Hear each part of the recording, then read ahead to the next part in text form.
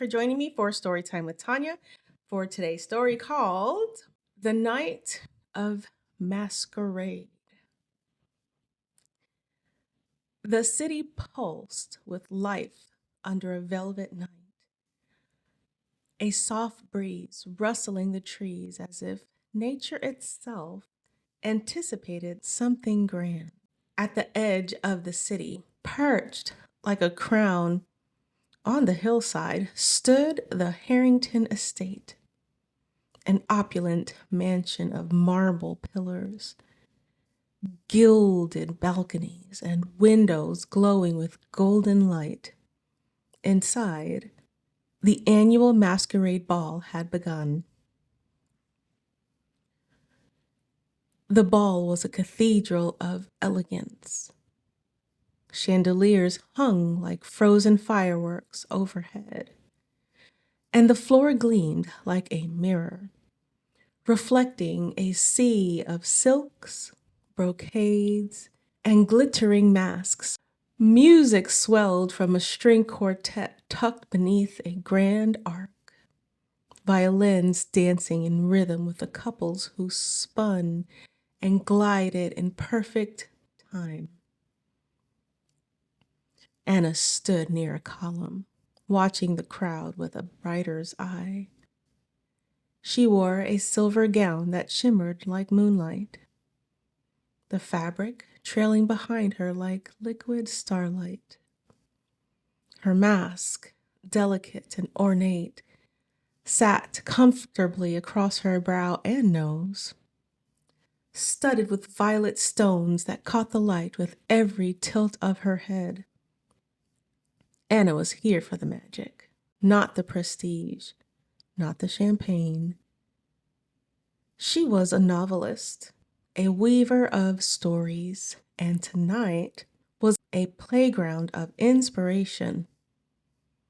She scribbled mental notes for characters, captured fragments of overhead laughter like dialogue, and breathed in the perfume of rose, champagne, and mystery.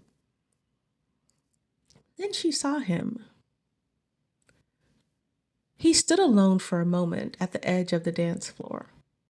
Tall, composed, wrapped in a black velvet mask that covered most of his face, but couldn't hide the intelligence in his eyes. His tuxedo was flawless, tailored, and there was a quiet gravity to him, like he had stepped from the pages of a novel. Anna felt the tug of curiosity. It was instinct, the way a writer recognizes a story unfolding. She walked toward him, slowly, letting the silk of her gown whisper across the floor. "May I?" she asked, extending her hand with the tilt of her chin. He studied her for a moment, then smiled. "I was hoping you would." They danced. The world faded into the swirl of violins and candlelight. His hand at her back was firm, his movements confident. They moved as if they had danced together 100 times before. Conversation came easily, teasing, thoughtful, flirtatious without pressure. They didn't share their names. It felt more romantic that way, more free. He told her he worked in a world of logic and rules. "The courtroom is a theater," he said. "I just don't get to choose the script." She laughed and said she was a writer. "I live off of chaos and characters. Nothing makes sense unless I make it up." They drifted from the dance floor to the terrace, where the city glittered below like a reflection of the stars. Anna leaned against the stone railing, her fingers brushing bishops. "This night doesn't feel real," she said, her voice soft. "It's not," he replied, "but I don't want it to end." She turned to him, their faces close. Meet me next Friday at Café Lumiere. No masks. He hesitated, just for a breath. Yes. They didn't kiss. They didn't exchange numbers. They simply stared at each other, memorizing eye colors, voices, the curve of a smile, and parted into the night.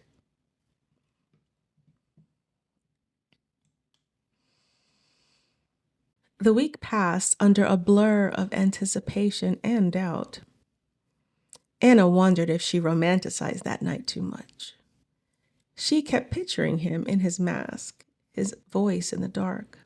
Could something that surreal really hold weight in daylight? Bishop, too, was restless. He thought about her words, her laughter, her presence. It had been the first time in a long while he felt pulled by something intangible. He longed for it to be real. They met at Café Lumiere, a cozy coffee shop that smelled of roasted beans, worn leather, and honey. It was a quiet place where conversations murmured like secrets, and antique lamps cast golden shadows on wooden tables. Anna arrived first. She wore a cream blouse tucked into dark jeans, her hair pulled back in a loose twist. She scanned the doorway every few seconds, fingers wrapped around a warm cappuccino. Then Bishop walked in. He wore a navy button-down shirt, sleeves rolled just above his wrists. He looked different without the mask, more ordinary somehow. His eyes were still thoughtful, his smile kind, but the mystery had vanished. Hi, she said, rising. Hey, he echoed, and they hugged briefly, awkwardly. At first, they tried to find the rhythm of the ball, asked questions about childhoods, dreams, daily routines, but it wasn't the same.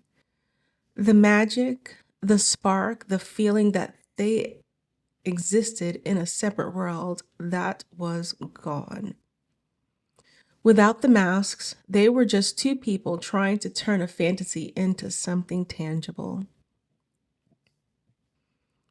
Anna noticed how measured his words were, how he paused before each sentence. Bishop noticed how often she drifted into tangents, chasing thoughts like fireflies. He admired her creativity, her passion, but he felt like he couldn't quite reach her. They spoke about books. She loved stories that blurred reality, that ended ambiguously. He preferred structure, clean resolutions.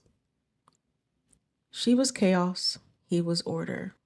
Still, they stayed. When the conversation faltered, they sipped their coffee in silence, not uncomfortable, but not entirely at ease. Outside, the sun had begun to dip behind buildings, casting long shadows across the street.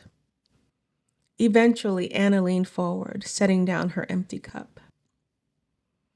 You know, she said gently, I think it was the masks.